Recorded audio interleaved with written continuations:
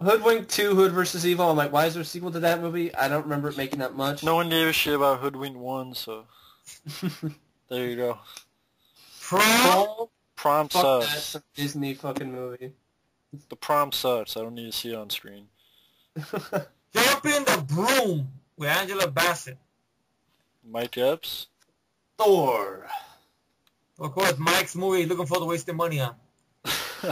There you go. Okay, Mike, you can go ahead. I mean, I thought the trailer looked decent, but it could be That's what I'm misleading. feeling. Like, it looks decent.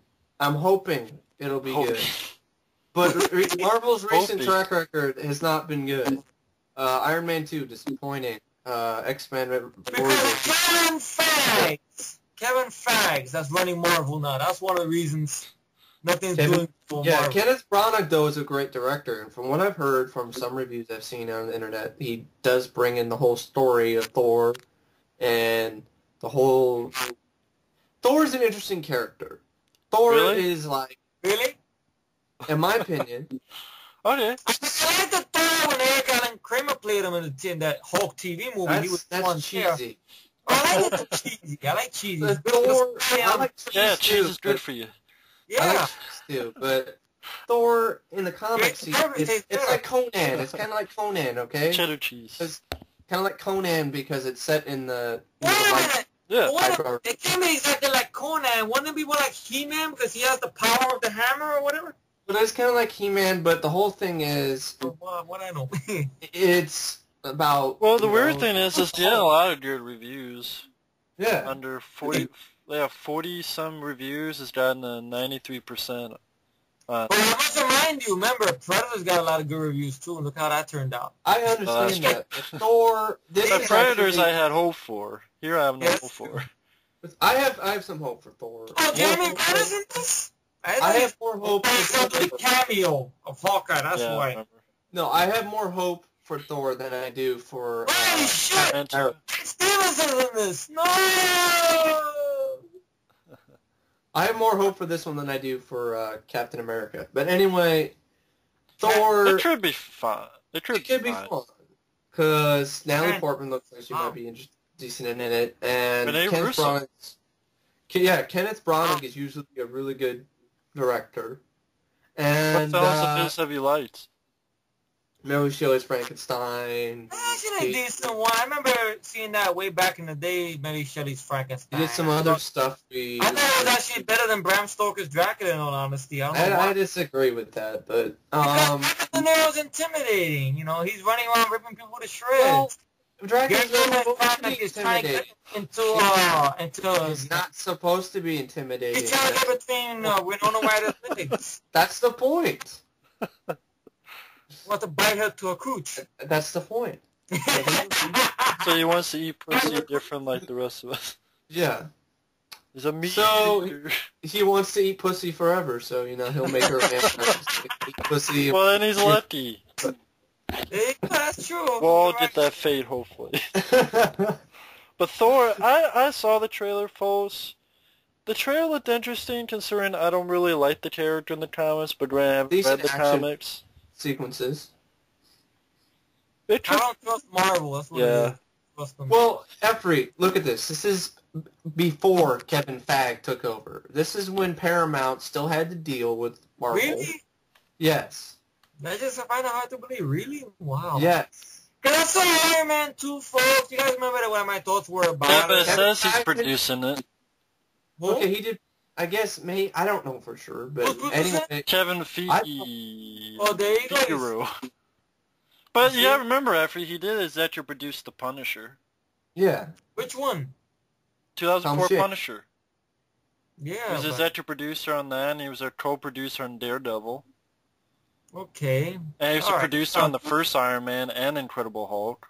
Yeah. Okay, that's true. It's I don't know, his attitude lately. I don't know, because they're giving him more power now. That's probably what bothering me most. Oh, you know, absolute power corrupts absolutely. But Thor, it looks like it might be good. Yeah. I mean, it comes out in May. I have a plan. I want to see it for my birthday. My birthday's on May 2nd. My mom's friend Troy's is on May 3rd. I'm planning on paying for the ticket for me and for him. And then we'll go see it sometime. Oh, then we can do a review. Yeah. But, you know, I do actually want to see that. More, out of all the Marvel movies, that looks like it has more hope. Like I said sarcastically, because I'm like, it might be that way. But this, I have more hope for this one than I do for Captain America. Which is weird because you're a bit of a fan of Captain America. I am, but Captain America, just the casting is off. We'll get to that. We'll get to that. How about the Beaver? Jodie Foster. Mel Gibson, you know... What's strange about this movie, wasn't this movie completed last year, but it got... Yeah, I saw trailers. Because of his fucked upness. Yeah, that's why. And everything he does, he just keeps on dropping himself more into shit. Well, the trailer looks creepy. I mean, he plays some guy who's lost in touch with his family, so he decides to talk through a fucking puppet. Yeah. To talk like Mad Max. So it's a documentary. The guy's fucked up in the head. The documentary. This is real life. Take him to the mental hospital. And don't let him get... See, folks, this is how Mel Gibson's life. Mel Gibson, to me... I gotta admit, I did like that movie, what was it, Edge of Darkness, maybe because he wasn't acting. Maybe that's what I like Edge of Darkness. He wasn't acting. It is a very depressing film. Ending. I disagree with the critics where they say, oh, the scene where the daughter gets shot is ridiculous and it's over the top, and I'm like, but it's great because it shocks you. Honestly, folks, Mel Gibson to me, I can't even watch his older movies except maybe Lethal Weapon now because he just seems like so much of a douchebag. Yeah. People are like, oh, you're being mean. How many times does a man have to fuck up before you get the point? Yeah. He's a homophobe. He's done this consistently as a homophobe. Every time I seen him on this talk show, Jimmy Kimmel, he did a very mean-spirited, what was that, a sketch on Jimmy Kimmel? As a matter of fact, towards Jimmy Kimmel. And then when the sketch was over, Jimmy Kimmel was not laughing. He looked very serious. I mean, I'm more likely to watch Charlie Sheen's older movies than Mel Gibson. I mean, Charlie Sheen's a crazy motherfucker, and he's a dick, but I can still watch Men at Work. In fact, I watched that again recently. I still fun with that. Me too. And Hot Shots. I can watch those movies. Now, Mel Gibson, Lethal Weapon is not it. And Mad Max, okay, I could probably do that, but... I don't like Mel Gibson's movies. It's just, like, certain, like, the things, like, some actors, when they're in front of the camera, okay, when they got the camera on them, they're doing work, and they're on the A game, all right? Yeah. But off camera, when they're dick faces like Mel Gibson, they can go fuck themselves.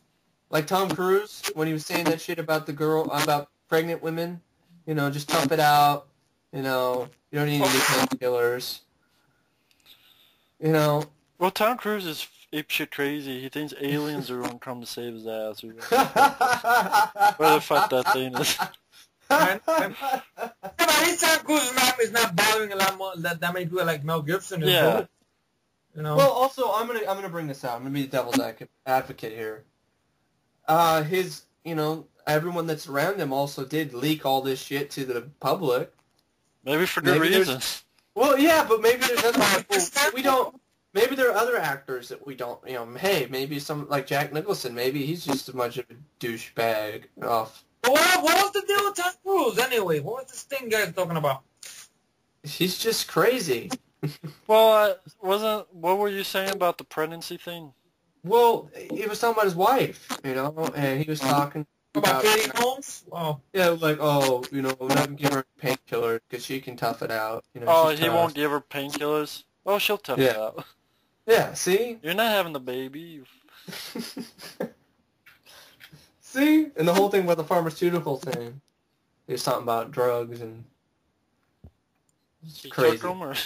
The Beaver looks like the title says it all. Makes you want to avoid it. I saw the trailer, and it's like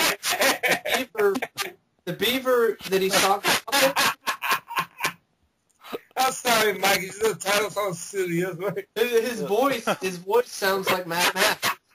Oh, I don't think I'm going to look at Mad Max. Beaver? Yes, the Beaver is Mad Max. It just sounds like a dirty movie. What's it like, Chatterbox? Suspect film starring The Beaver. Chatterbox. Talk about talking beavers. Well, that's the Beaver, folks. What's the beaver gonna sing and dance? That's the Beaver box. The next one is a film that looks completely forgettable. Priest looks stupid. I saw the trailer. I'm like, that looks. It just ridiculous. looks like a film you would see and you would forget. You know, like you see it, it's like you've seen. Doesn't it seem like a film you've seen before? Legion. A little bit like Blade, a little bit like it kind of like a little bit of Legion because the whole thing with Paul Bettany involved with Legion again. Which I don't mind Legion that much. Underworld. To be better, Underworld. I don't like the Underworld films. I only enjoyed the second one, to be honest. Well, Kate Beckinsale in the first one, she rips off an action sequence from Nemesis, and everyone calls it awesome and original. Like, go watch Nemesis. Shoot through the floor first. Which was weird. The first time this film was about, Gerard Butler was going to star. Well, that would have been better. That would have been interesting. Gerard's a good actor. Nothing as Paul Bettany, but I don't know. The trailer of it. I'll be lying. I'll be honest right here. It looks like a time waster at least. Well, that's what I mean, though. It looks like you'll see it, but you'll probably forget maybe you'll see it. I mean, maybe you'll forget it. Maybe it'll be harmless. Yeah. Maybe it'll be surprisingly good because maybe it's one of those cases where the trailer sucks. Yeah. Movies. Well, for me, I doubt it. I was seeing that the trailer looked horrible, right, Matt? Remember? Shagma! Yeah. But this one just, I don't know, nothing in the trailer really interested me. I mean, it just seemed like another Underworld ripoff or another. Yeah, I agree. Yeah. Another Underworld mixed with Blade Trinity or what? Van Helsing. Yeah. Well, I don't. I saw Van Helsing in the theater, and even in the theater, I was like, vampire babies? What? Although I will admit, Van Helsing is kind of a guilty pleasure now. Like, it's not good. But I like Hugh Jackman. I buy Hugh Jackman more than Paul Bettany. I mean, the only thing I've seen him was Legion. Paul Bettany kind of looks emaciated in that trailer. I liked him in Legion, but nothing else really comes to mind. He sort of looks emaciated in the trailer, and it looks like the chick could kick his ass. What does that mean, emaciated? What does that mean? Emaciated is like the word used for this 9 Deaths of the Ninja. It's like when you're like really thin. Sick? Yeah, sick looking. He sort of looks sick looking. Hey! Yes, you want to say? No. Oh, okay. Sorry. I didn't mean to put words in your mouth. That's something Mike didn't say. Like when in the other video one time we did. That's just gay. That's just don't. Because sometimes things are really gay. So there you Like, go. That's right. Mike finally said it. There you go. But I understand. I mean, I'm not gonna go to a theater to see this. I'll see it like when it comes out on Netflix. Which is kind of strange because the majority of the movies we're looking at here are movies. I mean, there's movies that we're not going to a theater and see. So I have a lot of money this year. Because some of the movies we talked about are movies I don't want to go to theater and see. Yeah. Paul look like I would have not seen in theater, but I bet you it's not playing now. Which one? Paul. Oh yeah. I would love to see that in theater, but it's not. I'm gonna try to find a link. I want to see that. So. Yeah. Hey, be careful! You get in trouble for that. You know. Yeah. I just gotta edit that out finally. Or it might be a work print version where there's no Paul.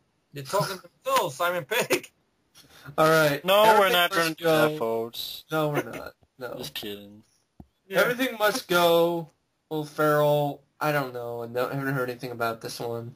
Basically, he's an alcoholic who loses his wife and job, so he puts a yard sale where everything must go in order to start over. Wow, that either sounds... It doesn't sound like a typical Will Ferrell movie. It sounds kind of depressing. I think Will Ferrell trying to flex a dramatic muscle, I guess. Trying to go to Well, I didn't mind him in Stranger in Fiction. That was interesting. I heard about that one, but I never got to see Stranger. I liked it because it was different. You know, the whole thing, he's hearing this voice in his head, talking to him. I was like, what? That's the writer. Yeah. It's not like it's trying to be like a Truman Show type of movie, I think. It was good. I remember, matter of fact, now you bring up Will Ferrell, I remember when MTV a couple of years back, they were giving a Lifetime Achievement Award to Jim Carrey, and the presenter was Will Ferrell, and Will Ferrell, for some reason or another, when he presented the award to Jim Carrey, he seemed a bit jealous of